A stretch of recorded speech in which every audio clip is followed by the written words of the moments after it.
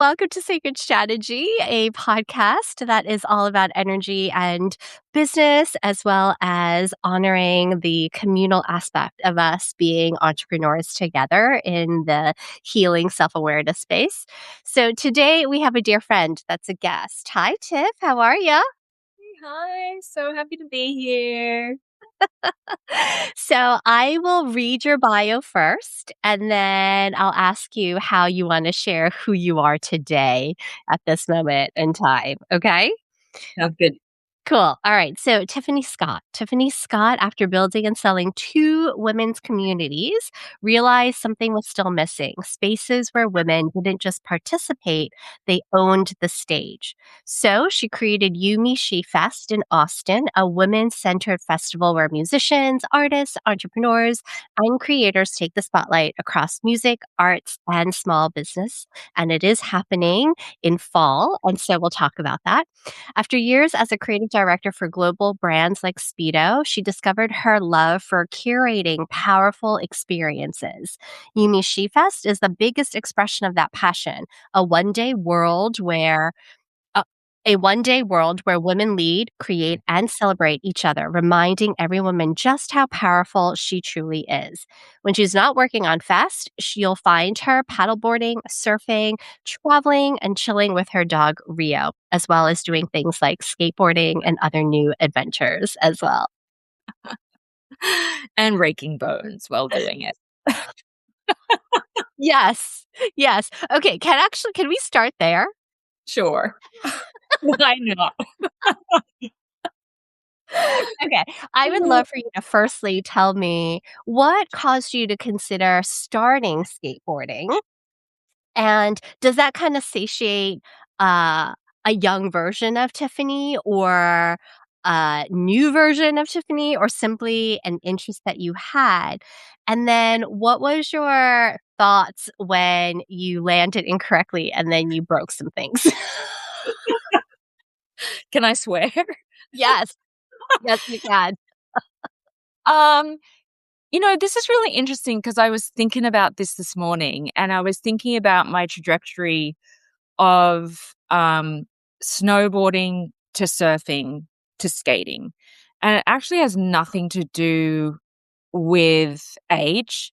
Um, and it has everything to do with age. And so my newfound love of skateboarding was really to satiate the um the loss I was feeling around not being able to surf. So it was Ah. a substitute. And so the same thing happened with surfing. I started surfing because I moved back to Australia and I wasn't going to be able to go snowboarding as often. So being in Austin, Texas, surrounded by a lot of water and not I could go wake surfing, but that means a boat, and um, just a level of, you know, more things that you've got to get out into the water. I paddleboard, right? As you know, I live right across from Town Lake, and that's wonderful. I love it. Um, but it's not like surfing. And so the skateboarding thing was really about, okay, how do I really fill that gap around um, not being able to surf as frequently? And so it's been an interesting experience because as much as I know that I'm 51 years old, I don't feel like I'm 51 years old in spirit and mind. Sometimes my body is starting to feel like it's 51 years old. But for the most part, I still feel really young. And so this last incident made me realize that I am getting older because it's taken me longer to heal. Ah, yes. So there's that factor. I'm also, um, I don't know, I go back and forth in this place of denial, I think, around the aging process. But my body is really showing me, like, my eyesight is declining, my hormones are different. I can't keep muscle as easily as I used to. Um, but I'm doing all these things now because I don't want to stop.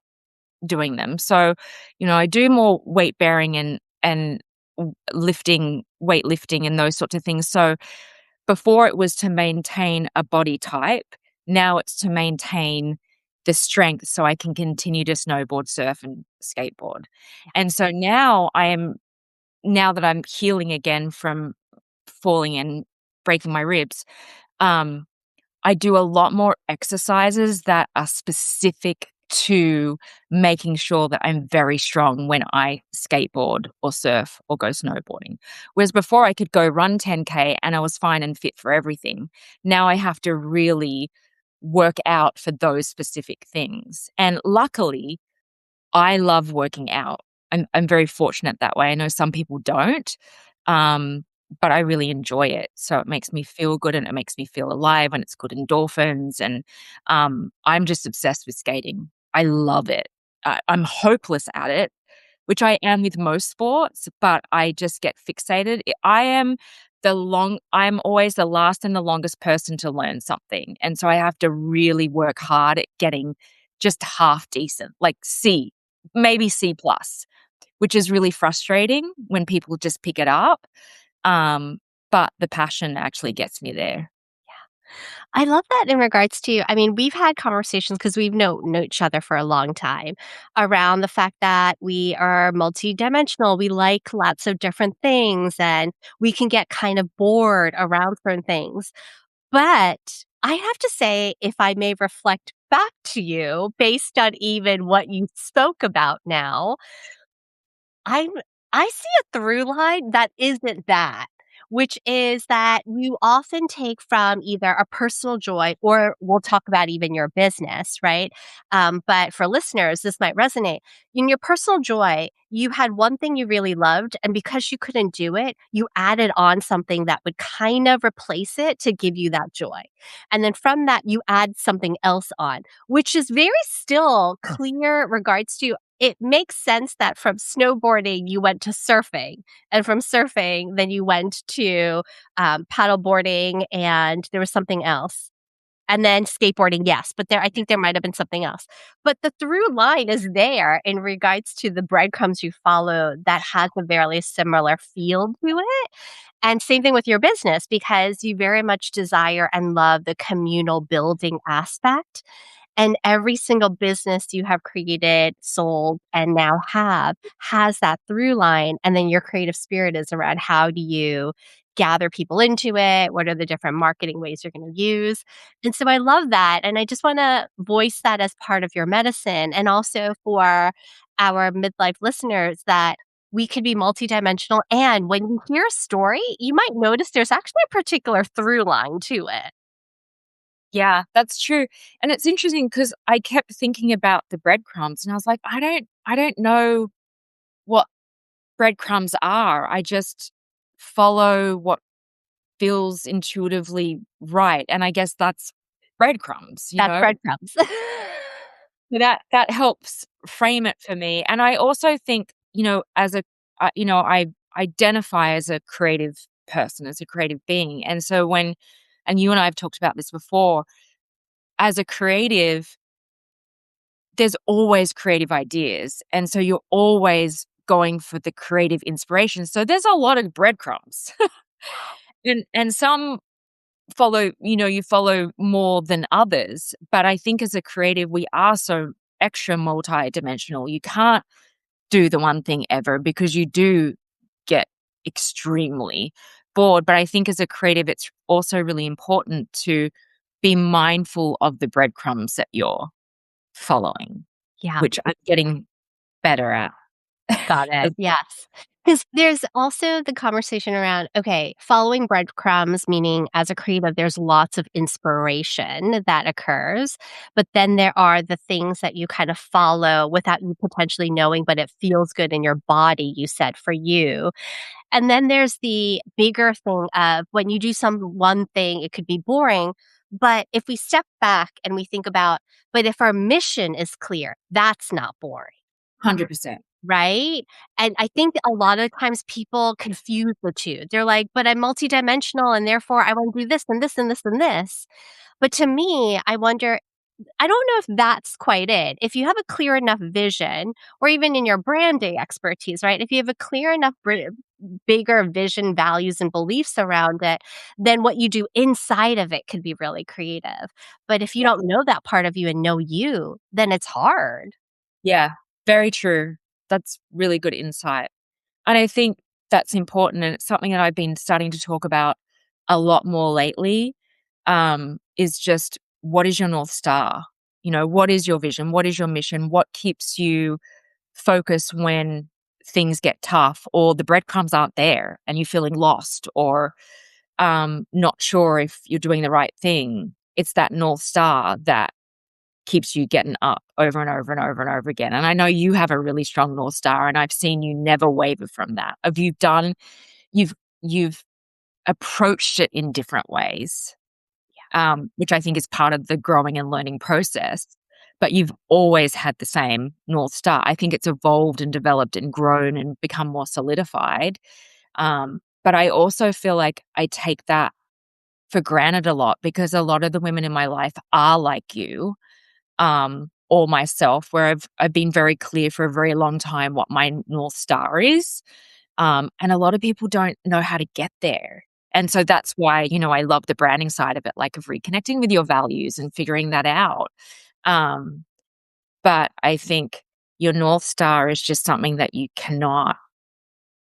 just can't escape no matter how, what, when, how you try. I think it evolves, but there's an anchoring point there. Right. So I think all breadcrumbs lead to that in a lot of ways, you Yeah. know? I find that if a person is not quite sure what their, as you call it, North Star is, right? Then yes, the breadcrumbs kinda help you lead there, and then vice versa. If you already know your mission and your vision already, I often call it this wild, audacious vision that has been illuminated, right? If that is already present, then the breadcrumbs are there to light up so that whenever you are lost, it could help lead the way a little bit, so you could go either way. But I wonder if when we find that in midlife, it helps because we're in this season where we're asking the question yet again, like, "Who am I? And who am I in this season of my life now that I've learned all these other things?" And in that, I wonder if our mission solidifies a little bit more or crystallizes a little bit more. And so for those that don't feel like they have it, I wonder if it's, have you really sat with it or walked with it? Have you really considered the question? What would you say, or what questions would you ask them in that regards? If they're like, I don't know. I don't know what my mission or vision is. Because I do believe every woman, especially in their midlife, knows and has it somewhere in them. I agree, and sometimes I have a friend right now that's really struggling with what she wants to do with her life, and I think there's a lot of things around that can get in your way: self-trust, self-value, belief, um, allowing yourself to really go there. Um, for me, it was very like, every time I really just took the time to sit still, it was just like a download. And so for sometimes I struggle when people can't get there, and I have to remember that that's not everyone's journey. But I think you just hit on something really important, like, are people really sitting with it? I Yes. think you and me know how to sit with it and in it. Um, And be so uncomfortable with it. yes, Because yes, all we want is the end result. Like, okay, yeah, what is it and how do I get there? yeah. Instead of, I don't know, like that place. What is it?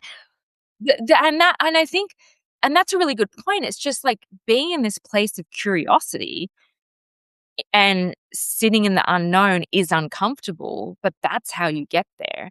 And actually, as I think to you, like the last time I sold my last community, and this phase I went through where I sat in like what, this limbo of like, well, whoa, I had so much identity wrapped up in that. What do I do now?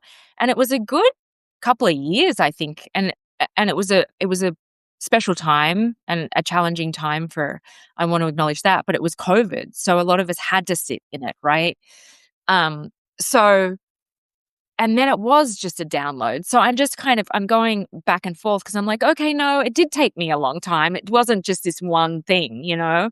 I'd forgotten how many of those days and months I did sit in the unknown and just reflected and walked and talked to friends.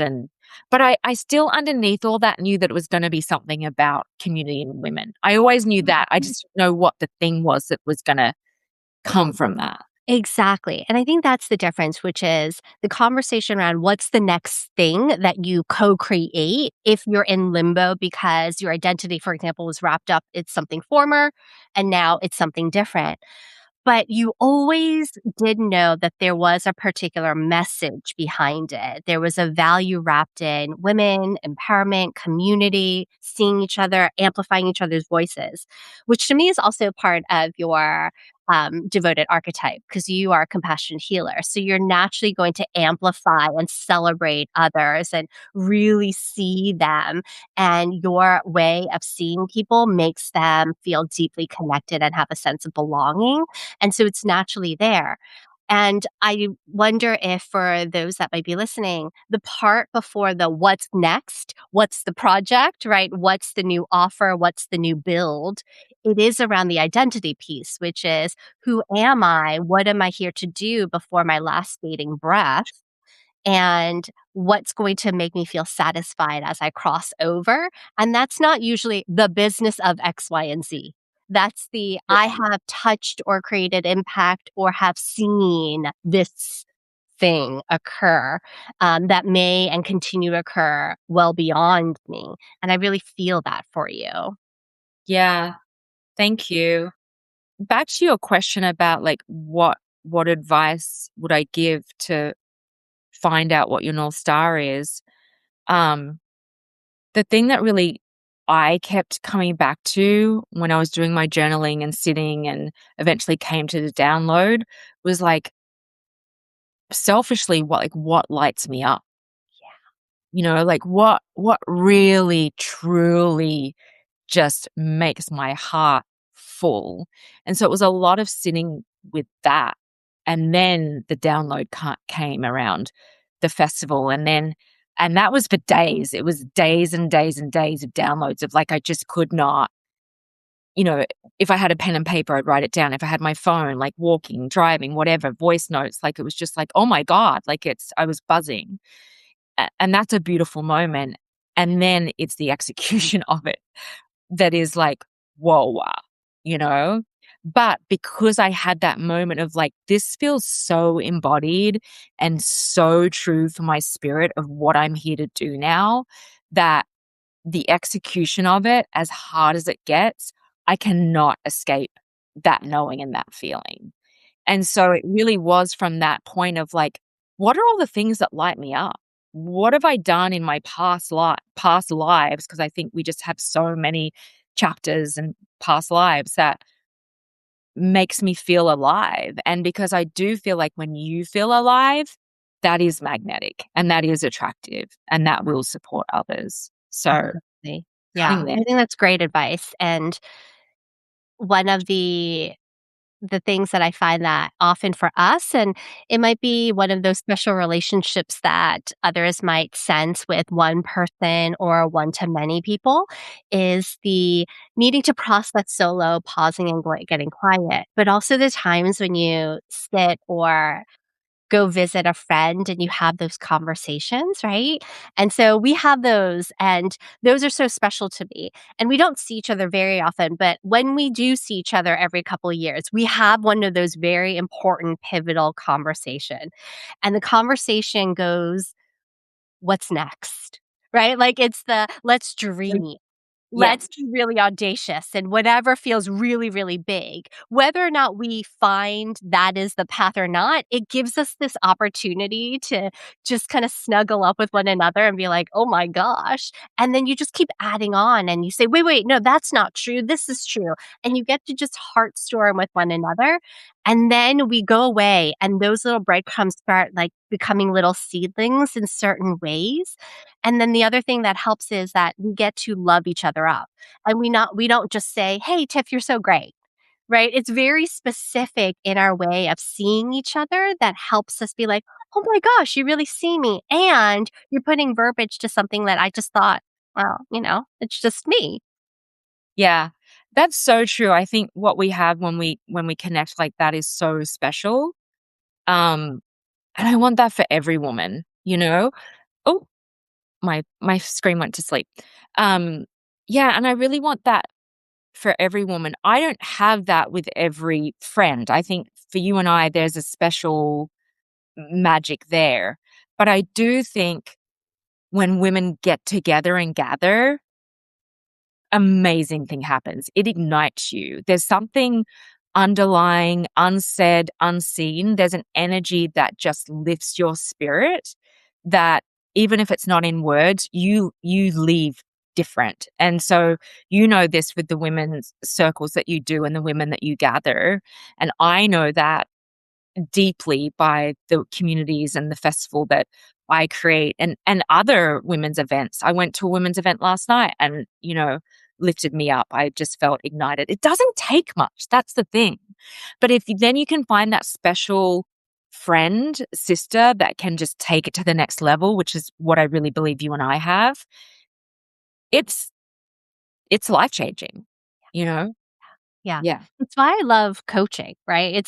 I find that part of your medicine is how do you gather people who feel like they're on the fringe and they feel called to enter your space because they've been eager and desiring to have other friendships, to have other people that they could be with. And you naturally create those spaces. And then they see what you're doing and the amount of pure sense of love and joy you have of it that makes them want to keep going with it and in your community, and I find that's your medicine. I find Yes. my medicine is different, right? My medicine's a little bit more of, yes, women gather, and then we quietly kind of do the let's sit with coffee or go for a little walk, even if we're doing it virtually, and then let's really unlock it all. So it's slightly different, but I love when we come together because the side of me that loves travel and exploration gets to be satiated with you, and I feel deeply seen, and we both get to go really deep in all at the same time. Yeah. Yeah, totally. Yeah. Yeah. So tell me, what is besides the current rib situation, is there anything else? Actually, is there any way that you notice you are now holding the festival in a different way than the other communities you had now that you're in your 50s? Um, I think I think a couple of things, especially now in this current moment. So, this is our second year of the festival, um, and the vision is for it to be every year and it will continue to grow. Last year was our first year, which is always the hardest year. There's just so many unknowns. I'm Um so impressed with what you were able to accomplish, by the way. Like, I still think about it all the time and just celebrate you. Thank you. Um, I'm proud of me too, because I had never done a festival before. I There was so much I didn't know, that I had to trust myself in. Did I have experience in experiential events? Do I know branding? Do I know marketing? Do I know how to gather people? Do I know the magic of when women get in a room? Like, I know those things, but to run a festival, no. It's And still so, a whole different thing. I mean, yeah, it's just there's so many different moving parts. And I was very clear on not only the experience that I wanted to create for the women, but as a brander, as a marketer, what it needed to look like and how it needed to flow and the level of professionalism I wanted it to have. I didn't want it to just be like a community, not that that's bad by any stretch of the imagination, but I wanted it to feel like it was run by a very established company. And that was the feedback I got, which made me extremely happy. But the real feedback I got was women, and I'll come back to the question. The real feedback that I got when women spoke to me in words that I say all the time to me and my team, not publicly. Now I speak more publicly, but where they would reflect back to me either in a testimonial or I'd run into them and they're like, I was at your festival where they said, I felt safe, I felt seen, I felt celebrated, I felt in sisterhood. Um, those words are like, oh my God, they're my words. And so um I from this year to last year, I made a pact with myself that I would not be as anxious Mhm. and anxiety riddled as what I was last year. And that's a hard thing to do. Last year I had so much anxiousness that I had a stress headache for 2 weeks. And no matter how much you tell yourself it's okay and you ground and you try and do the meditations, when you're in that space, it's really hard to get out of. And there was so many just like things that had to come together for me to feel like, okay, it's gonna be okay. The ticket sales, the sponsorships, the making sure the sponsors were happy, making sure that every woman that walked through those gates felt held and seen, that all the performers felt like they were, getting the support and love and the dedication up on that stage that they needed, that every market vendor was, there in a hot 10-hour day, that they were getting the numbers and the just you're holding so much. And so this year I was like, I'm not going to do that to myself again. And so this year we are 6 weeks out and I feel great.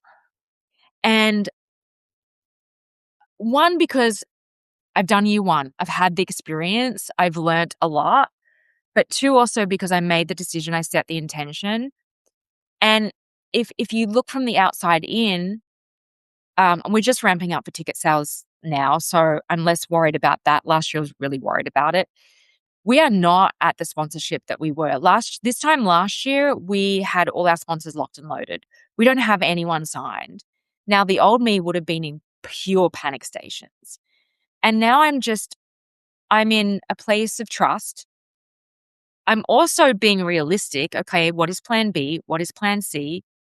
I don't go to the worst thing that could happen. I know what the worst could happen and I got it, you know?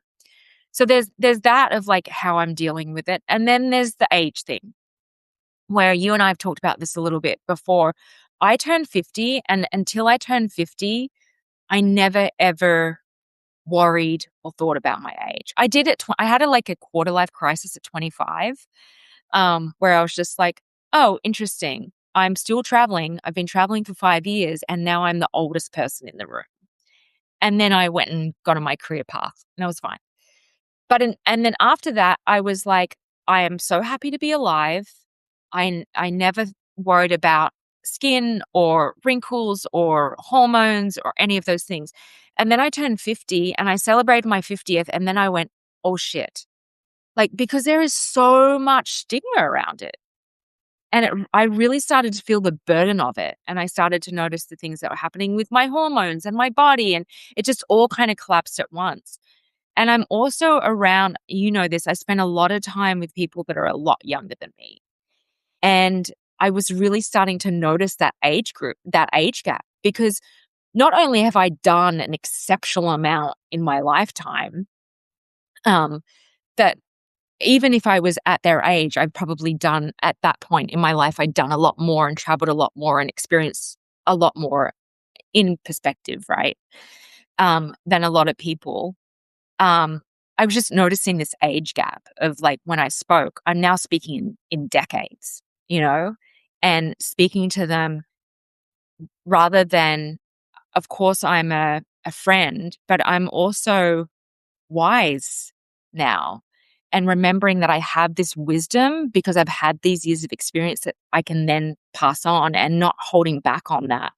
And so now as I head into this fifth decade and I have this vision that I'm very clear about, I'm sitting with what is stopping you in this last part of your life? Just freaking go for it. Like, what is the worst that could happen? Like there's this it's not always there, but there's a level of more fearlessness that's starting to come through of just freaking go for it. Like, just all in, just go for it, you know? So I don't know if that answers your question, but it's like a Yeah. two-part. Yeah, it does, absolutely. So, recognizing that as you're moving through this, that you have a very clear understanding of you started something and the first time is going to be hard anyway. And that we have to remember that when we step into this new co-creation based on our vision and our North Star. And then the second part of that is then recognizing the wisdom that you have and acknowledging that aspect. And so you're starting to feel that confidence, especially because you hold space for multiple different decades of age groups. And so therefore that also probably keeps you quite youthful in that regards too.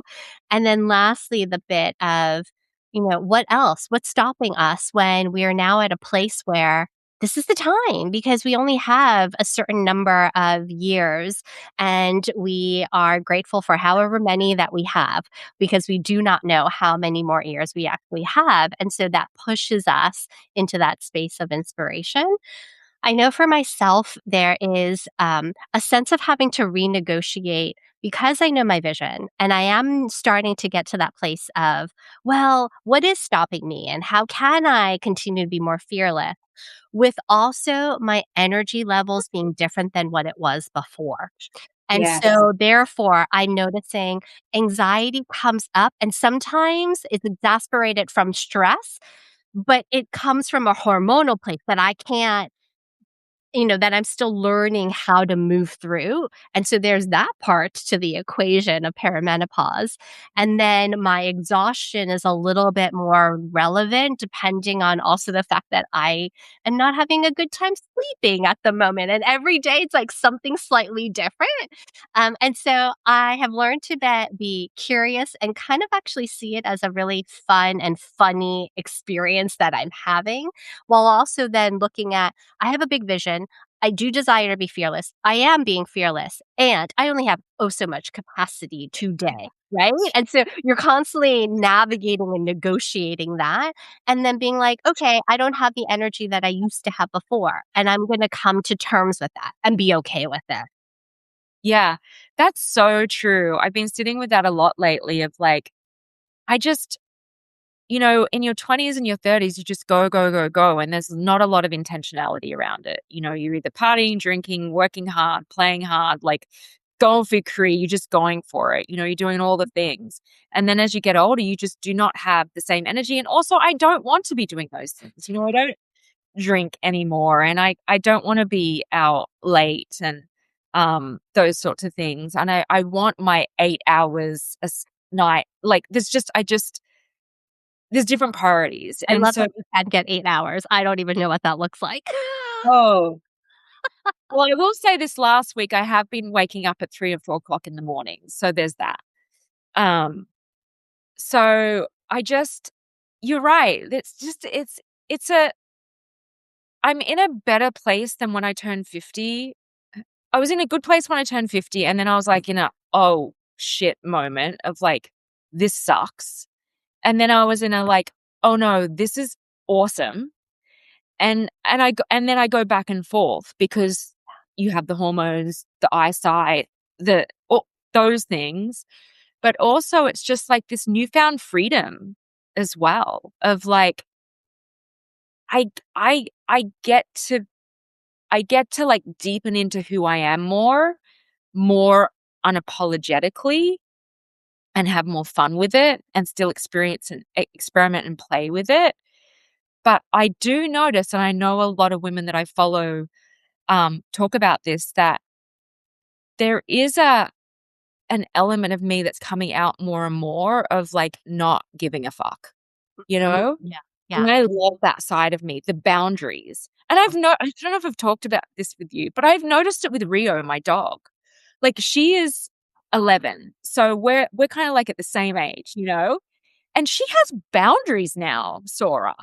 And I'm like, "Girl, who are you? Oh my god, she's me. We're doing it together." It's so fun to She's So funny to watch. Absolutely. it's so Yeah. funny to watch. Yeah. And I was like, "Oh."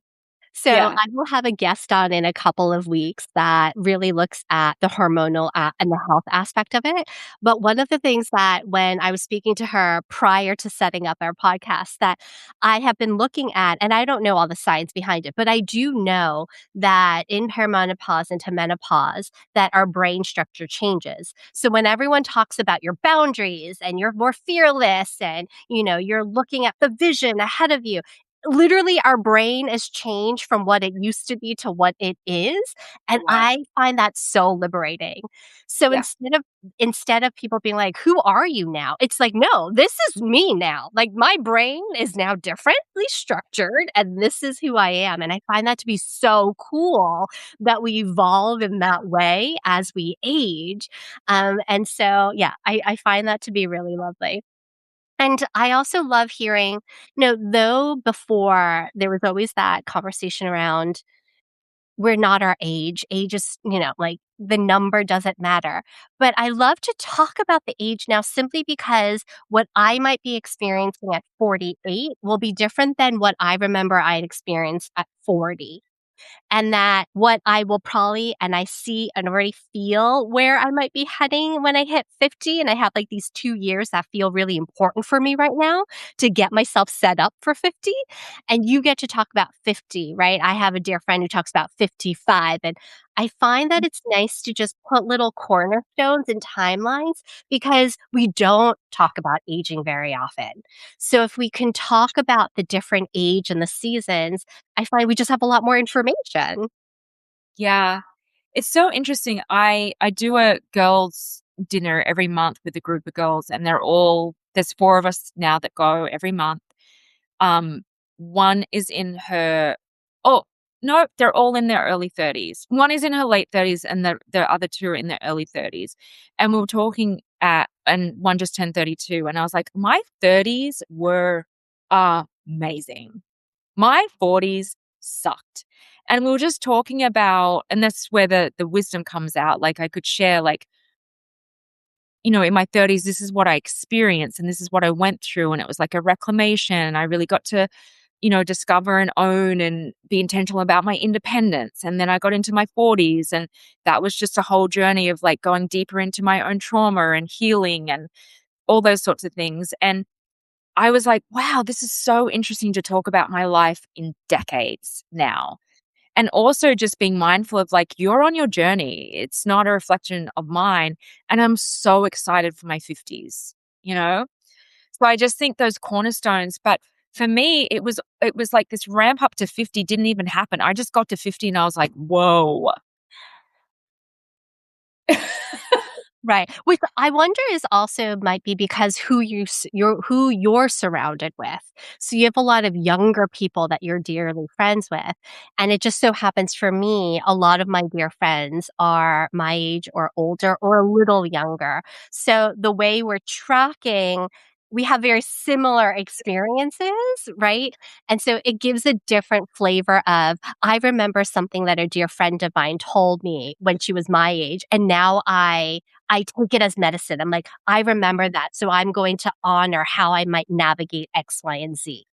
Which is why I think, again, in society, we need our elders.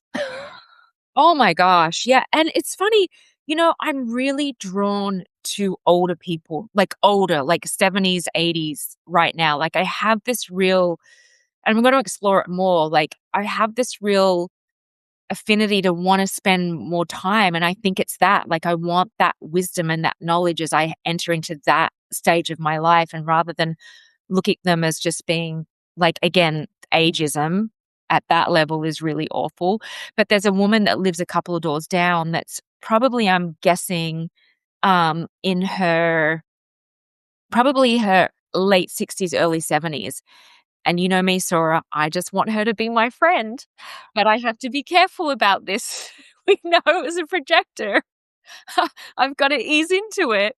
So I'm trying to be her friend because I want her wisdom around me. She's also just a really cool lady. So yeah, there's something about I have so much youth around me in every way, friendships, but also my team, that I am I am craving that older generation and that wisdom, so exploring. Totally. I Yeah. find for all of us, it's important for us to have friends or relationships with people in different age groups, right?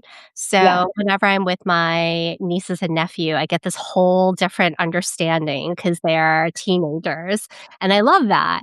And then I get to have conversations with my brother as a millennial, and I love that. And then, and so like each kind of component and generation, I find if we can be more have more variety just like in our friendships, then there's a depth in the different kinds of conversations we can have, and that feels so important.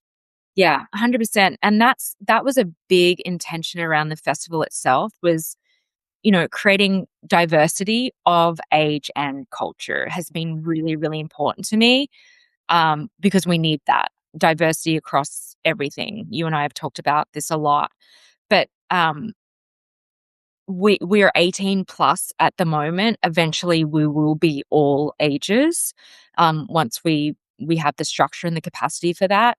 But something that made my heart sing was again, I ran into a woman at an event. She was like, "Oh my god, I loved your festival so much. I spent nearly all day in the pool with Rihanna's mum." And I was like, "Oh my god."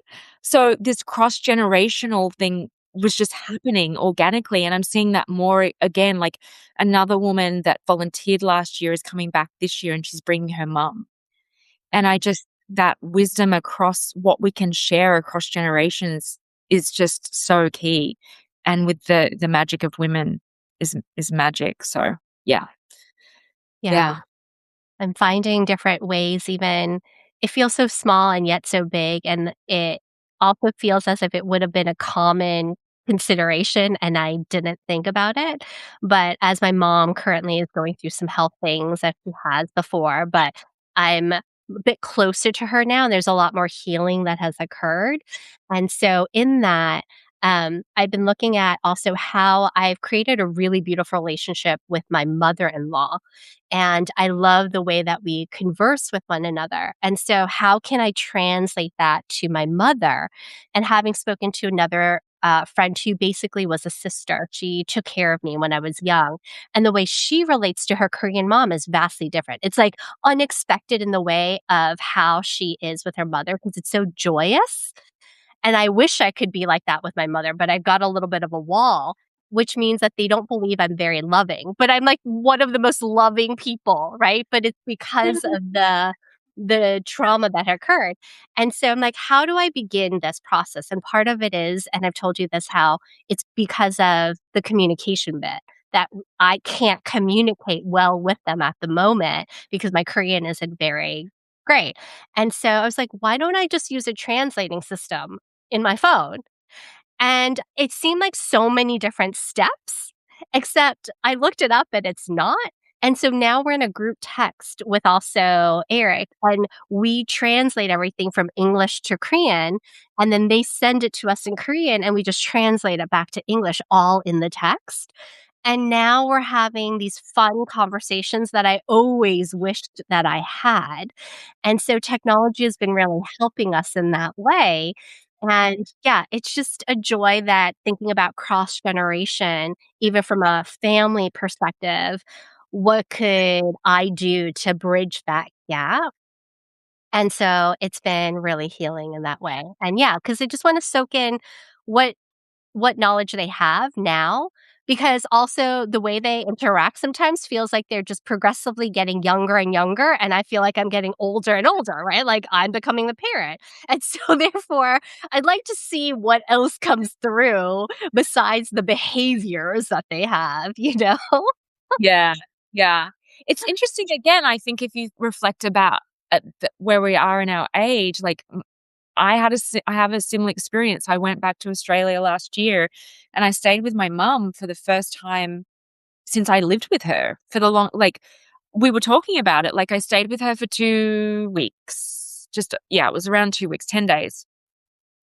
And we were both like, "Wow, this is the longest I have spent with you since I left home at 17." And I noticed I had forgotten, right? Like I've spent all these years away. I've never lived back where I grew up when I left at 18. And it was so interesting how much we reconnected doing the things that I still love, but more love doing with her, that made me feel so much closer to her again. And so there was this real bonding that happened that if I hadn't have stayed with her for those 10 days, wouldn't have happened. And so a healing took place where I was like, oh, gosh, my mom and I love to go shopping together, and we go shopping all day. She's 80 this year, and we went shopping, Pacific Fair on the Gold Coast. We went shopping from 9 o'clock till 5 o'clock. I had to send her home. I was like, Mom, I'm too tired. I'm done, you Your know? mom and I would be great friends. And And there then probably Yeah, and there probably was a part of you that might have at some point rolled your eyes around, "Ugh, mom and shopping," or something potentially. I know for me, I would do that with my mom with certain things and then think, "Wait a second, I actually enjoy some of those things now. So maybe I don't need to be the teenage self of me that rolls my eyes. Maybe we can do something that she enjoys because it would be enjoyable." yeah, I mean, I stopped really enjoying going physically shopping a long time ago, but that's how we spent our days, and I had the best time, and I was like, "Oh, this is what my mom and I this is how she connected with me." Yes. And I was like, "Okay, okay. I love this. I like this. I feel loved by her in this way. And if that's her capacity, that's fine. I'm gonna take it, you know?" So, yeah, it's been really beautiful, and I think that's also that connection to that older wisdom too. I wanna spend more time with her and ask her more questions about her life, and, um she has this family tree, like spending more time and understanding my ancestry and what that is and those sorts of things. So it's just her life is becoming more, to me, feels more finite, and mine too. So it just becomes more precious and healing. It does. Oh, I love this conversation. I wanna thank you so much for it because I do find that when we get to talk about how we're processing right now or what's coming up for us right now, that we become better space holders, right? That we get to have the capacity for others because we're like, we're definitely not perfect. And there are things that we're currently walking through. And so the fact that we get to voice it more and more together in the sisterhood means that we have the capacity to do so with our clients, or you have the capacity with your team members and the women who show up at your festival. And so I always find that the good work we do in this capacity means that we get to do great work externally out there in the world too. Can you talk a little bit about the festival? Tell people where to look for it. And then, of course, I'll put all the information in the show notes. Yeah, and just to reflect back to you, like you have to do the internal work to hold the space for the vision or the North Star, the work that you need to do. And whether you like it or not, it's gonna come up anyway. You and I both know that. Like as you step into this fierceness of holding sisterhood, all your sisterhood wounds come up, to be healed and transcended. So, yeah, the festival, Yumi She Fest, is an annual festival. Right now we call it a woman's world for one day. The vision is to grow it into a bigger version, so probably a 2 day or a 3 day. It's held in Austin, Texas, on a women-owned ranch. Everything is for women by women, and we're really proud of that. So I think there's a lot of amazing, incredible women's communities that are happening and growing, and we all get to experience those. What I love about this festival is that it's just everything I was talking about before. All my heart just explodes when I get to see up and coming female and non binary artists on a stage that they've never been able to get on before, to have that experience, to have an audience that is going to absolutely celebrate them no matter what. Um, there's a pool party on the ranch. So it's a body positive pool party. We do self love workshops. We have a women owned, very highly curated market, a market alley where it's women owned and non binary owned businesses, services, and creatives. We have immersive art experiences. It's just a really incredible day. Like you go I always talk about this with my team, like, how do you bottle and capture what this is? And I'm a pretty good marketer, but how I don't there's no way you can put this stuff into words. Even all the amazing, incredible, video and photography that we had, it gives it a pretty good, highlight, but there is an energy when you step into those grounds because it is on beautiful land. It's curated by an incredible woman. And when you get in a space where you feel completely safe and seen and celebrated, no matter who you are, however you identify as a woman, whatever your background, culture, experience, it is electrifying. And you walk around just with a big smile on your face. And when you're meeting women that you would probably never cross paths with, and you're just lighting each other up, it's amazing. So no matter how much balls are in the air and the things that I'm juggling, it's the smile on women's faces and knowing that energy that just keeps me going. I want every woman to have a taste of that. Love it. Okay, so date, September 19th, and website. website, You, Me, She, Fest. And all the Instagram socials are You, Me, She, Fest. So follow us, check us out. Our socials, even if you can't come to the festival, you'll get that magic on our socials as well. Totally. Thanks, Tiffany, for our conversation, the sacred conversation we had today. And I'm sure I will text you afterwards and just love you up yet later. So thank you again for today. Thank you. Thank you for the opportunity. I love you. I love you so much. All right. Bye for now. Thank you, everyone who was viewing live. Bye.